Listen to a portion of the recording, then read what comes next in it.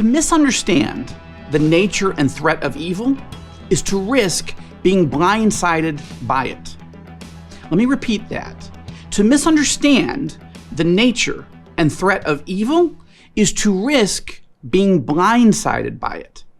This has been a central theme of mine since I began writing The Last Jihad, my first novel, in January 2001. The first page of that first novel puts you inside the cockpit of a jet plane hijacked by radical Islamist terrorists coming in on a kamikaze attack mission into an American city. Now look, that was almost 9 months before 9/11. On the morning of 9/11, I was finishing the manuscript as the plane struck the Twin Towers and the Pentagon. Al-Qaeda had just proven my thesis even before the book went to print. Osama bin Laden first declared war on America in 1996, yet America was still blindsided. Just as it was blindsided by Japan at Pearl Harbor on December 7th, 1941, just as Israel was blindsided by Egypt and Syria in 1973.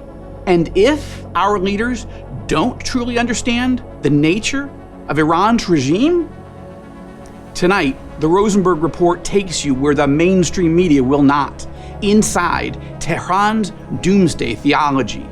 What exactly do Iran's leaders want? Why exactly are they preparing for a nuclear 9/11? And what must we do to stop them? Our story begins on a cold winter's day in the Midwest, not the Mideast. The date, December 3rd, 2007. The venue, a public library in Iowa. The topic, Iran. The candidate, then Senator Joe Biden. Biden was running for president and wanted to give a major foreign policy address. It wasn't a particularly good speech. Biden dropped out of the race exactly 1 month later. Still, one line is worth recalling. Quote, "My concern," Biden said, "is not that a nuclear Iran someday would be moved by messianic fervor to use a nuclear weapon as an Armageddon device and commit national suicide in order to hasten the return of the hidden imam," unquote. As a candidate, Biden was dead wrong to dismiss the end-time theology driving Iranian leaders, such as Supreme Leader Ali Khamenei.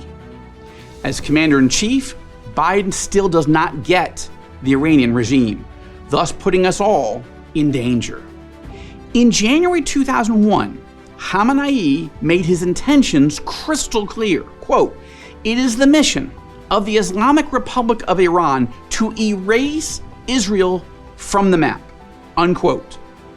1 month earlier, then Iranian President Akbar Hashemi Rafsanjani declared, quote, "If one day, a very important day, of course, the Islamic world will also be equipped with the weapons available to Israel now, the imperialist strategy will reach an impasse because the employment of even one atomic bomb inside Israel will wipe it off the face of the earth," unquote. In 2005, Iranian President Mahmoud Ahmadinejad, let's just be clear about that, praised Khamenei for saying that Israel, quote, "must be wiped off the map," unquote. Then Ahmadinejad castigated those who say, quote, "it's not possible to have a world without the United States and without Zionism."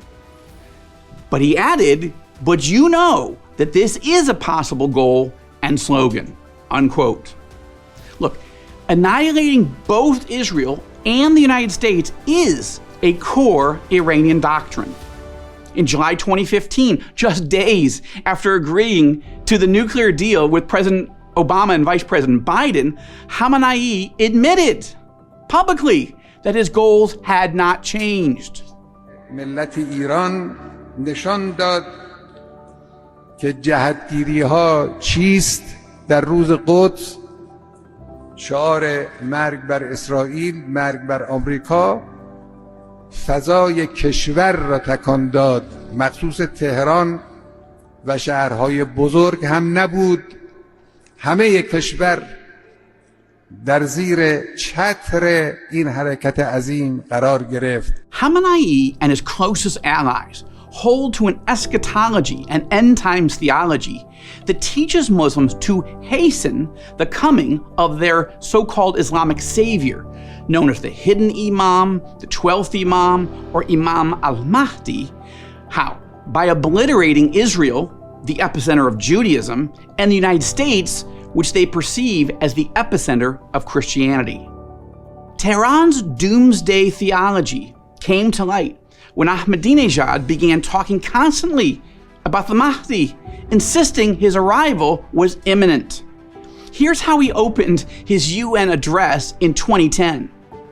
O God, hasten the arrival of Imam al-Mahdi and grant him good health and victory, and make us his followers, and those who attest to his rightfulness. In 2012, Ahmadinejad repeated this prayer and added more details about the Mahdi, including this memorable line.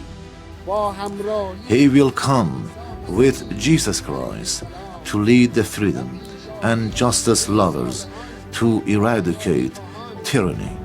Did you catch that?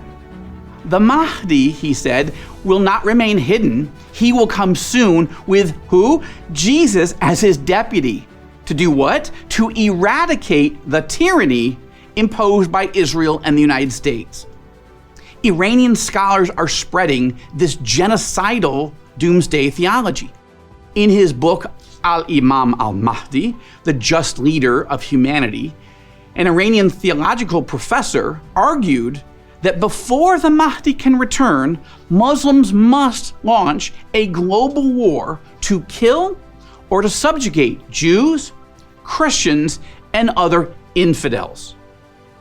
On October 22nd, 2002, Khamenei declared, quote, "We should prepare ourselves to serve as the soldiers of Imam Mahdi," unquote.